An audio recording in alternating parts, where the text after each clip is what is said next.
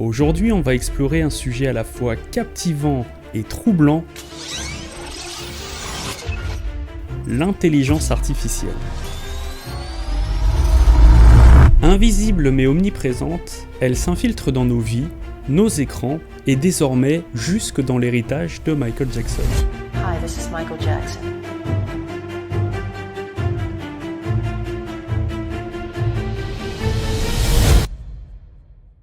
Des chansons recréées de toutes pièces, j'en avais d'ailleurs déjà parlé dans cette vidéo, des images générées par des algorithmes, une voix synthétique qui ressuscite l'illusion d'un Michael plus vrai que nature. À première vue, cela pourrait ressembler à un hommage vibrant qui ouvre un champ des possibilités infini. Mais à y regarder de plus près, est-ce vraiment fidèle à ce que Michael représentait? Ou bien glisse-t-on vers une réinvention froide de son art et de son âme? Aujourd'hui, je vous parlerai donc des aspects positifs, des dérives inquiétantes et surtout, je vous poserai cette question essentielle: est-ce que l'IA est un danger pour l'image et l'héritage de Michael Jackson? Pour ceux qui ne sont pas encore tout à fait familiers avec le concept, l'intelligence artificielle, c'est bien plus qu'un simple algorithme. C'est une forme d'esprit synthétique alimentée par des données et des modèles et qui est donc capable d'apprendre, d'imiter et parfois de tromper l'œil et l'oreille. Si on lui offre des milliers de chansons, de photos, de vidéos, elle en tire des règles, des formes, des voix. Elle observe, elle analyse, elle s'exerce, et un jour, sans prévenir,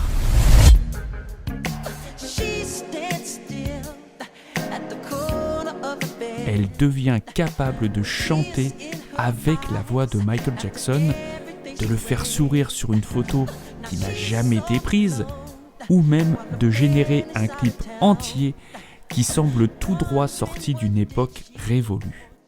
C'est pourquoi ces derniers temps, on a vu fleurir sur tous les groupes, les comptes Insta, sur YouTube, des photos, vidéos et chansons imitant, avec plus ou moins de perfection, l'image, la voix et le style de Michael Jackson. Car l'IA permet à chacun d'entre nous de nous approprier l'image ou la voix de l'artiste et d'en faire à peu près ce qu'on veut. Don't bullshit me. No, I'm telling you, Doug, your brain will not know the difference. And that's guaranteed, or your money back.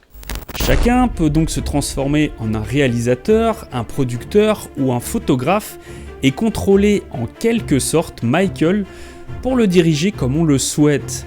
C'est sûr que c'est une manière d'aller bien plus loin que les scénarios pour les clips que les fans pouvaient inventer et décrire dans le magazine Black and White ou que les collages et retouches réalisées sur Photoshop. Mais cela pose aussi de véritables dangers. Vous avez peut-être déjà entendu des chansons dites inédites de Michael Jackson partagées sur TikTok, YouTube ou SoundCloud. Des titres présentés comme rares ou redécouverts, mais en réalité entièrement générés par l'IA. On est vraiment sur quelque chose de ultra crédible, ultra réaliste. Il y a tout quoi. Là je suis bluffé et en plus j'ai beaucoup aimé ce que j'ai entendu.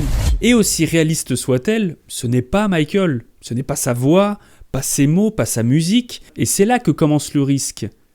Induire les fans en erreur. Imaginez un jeune qui découvre l'artiste à travers une chanson IA. Il croit que c'est authentique, il pense que Michael a vraiment chanté ça, et résultat, l'image artistique se brouille, l'héritage se déforme. Et plus la technologie progresse, plus la frontière entre le vrai et le faux disparaît. This isn't real.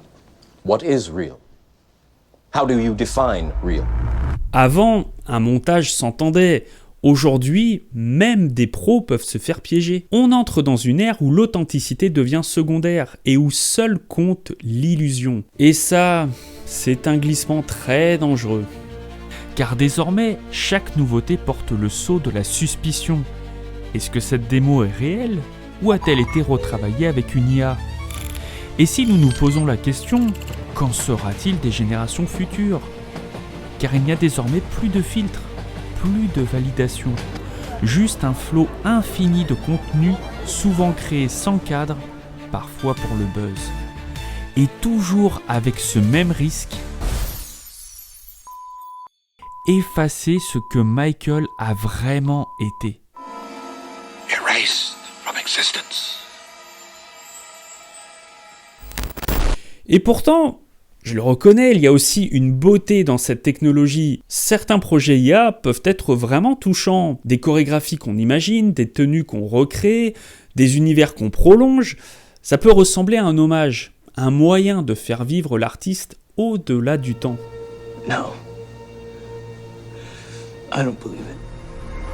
Mais là encore, la frontière est fine, très fine, car à partir de quand cet hommage devient-il une fiction ? À partir de quand le fan devient un créateur qui parle à la place de Michael ? C'est là le cœur du dilemme, car chaque chanson générée par IA, chaque fausse interview, chaque photo trafiquée, vient ajouter une couche qui éloigne un peu plus du vrai Michael, du Michael vulnérable, humain, inspiré, mais aussi imprévisible, complexe, parfois silencieux, et surtout du Michael qui décidait. Alors l'IA, outil ou menace ? Tout dépend de l'intention et surtout de la transparence. Créer un projet clairement identifié comme étant inspiré par Michael, c'est une chose. Faire passer une chanson artificielle pour un inédit authentique, c'en est une autre.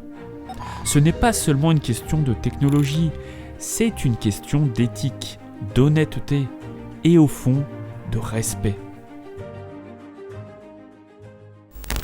Vous l'aurez compris, l'IA pour moi, c'est un outil fascinant, puissant, mais ce n'est pas l'outil en soi qui est dangereux, c'est l'intention derrière son usage. Et j'en parle en connaissance de cause, j'ai moi-même déjà utilisé l'IA, notamment pour générer une miniature YouTube.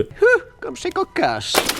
Et je n'ai aucun problème à le dire parce que c'était clair, assumé, limité. L'IA peut être un vrai plus quand elle est bien utilisée en conscience et pour enrichir, accompagner ou illustrer. Mais alors, vous me direz, où est le problème ?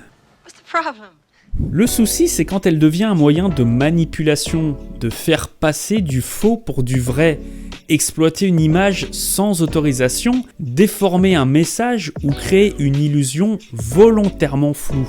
Et les conséquences, elles sont déjà concrètes. Le marché de l'inédit, c'est-à-dire ces titres inconnus du public qui s'échangent ou se vendent entre fans, est désormais mort. Je sais que nous nous reverrons un jour ou l'autre. Salut mon pote.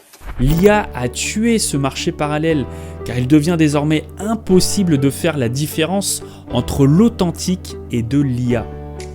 Quand on parle de Michael Jackson, on parle d'un artiste qui a marqué l'histoire, un créateur exigeant, visionnaire, complexe. Son héritage mérite d'être respecté, pas déformé. Je ne dis pas qu'il faut tout interdire, mais il faut une ligne claire entre l'hommage sincère, l'expérimentation assumée qui donne parfois des choses vraiment intéressantes et la réinvention opportuniste.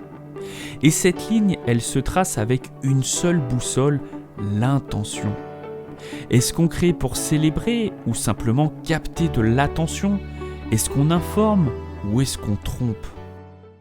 Finalement, la solution est qu'il faut continuer à éduquer, à partager les vraies œuvres, les vraies valeurs, les vrais messages. Et surtout, ne jamais oublier, Michael Jackson était un créateur, pas un jouet technologique. Pas une base de données, pas une voix à louer, pas un visage à manipuler, mais un homme, un génie et un artiste libre. Et c'est à nous, collectivement, de veiller à ce que cette liberté lui soit rendue, même à titre posthume. Merci d'avoir regardé cette vidéo, n'hésitez pas à vous abonner à la chaîne, ce n'est pas grand chose mais ça m'aidera beaucoup pour la visibilité de mes futures vidéos. Je vous dis à très bientôt pour d'autres vidéos, ciao.